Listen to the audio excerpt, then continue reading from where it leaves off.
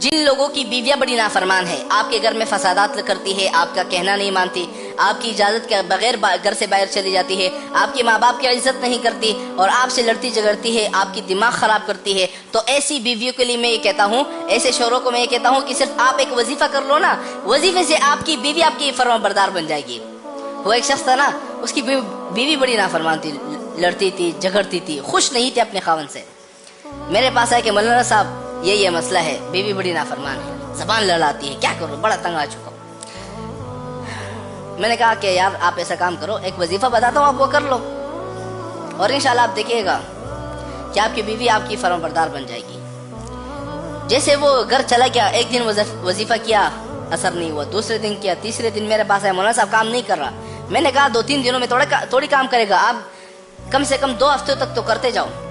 वो पूरा मुसलसल 15 दिनों तक ये वजीफा करता रहा और 15 दिनों के बाद बीवी बड़ी फरमाबरदार बन गई, जी जी करती रही। पहले ये बीवी जो थी ना, जबान लड़ाती थी खावन से कि एक कहना नहीं मानती थी।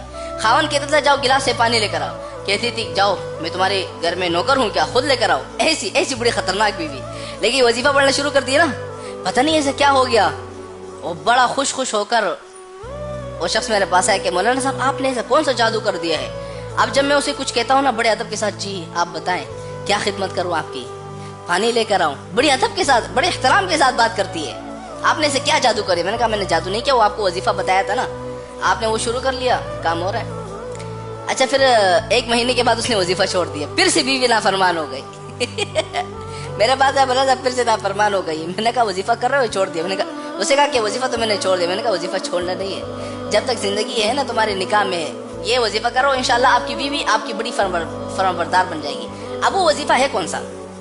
अगर आप लोगों की बीवी नाफरमान है, आपके कहना नहीं मानती, हाँ आपसे लड़ती है, झगड़ती है, माँ बाप की आपकी इज्जत नहीं करती, तो ऐसी बीवियों के लिए सिर्फ एक वजीफा करो और पानी पर दम करके उसको पिलाया करो बस।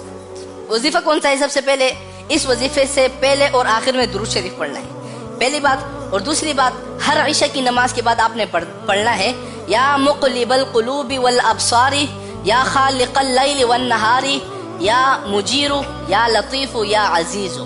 इस वजीफे को आपने 200 मरतबा पढ़ना है रोजाना, हर इशा की नमाज के बाद।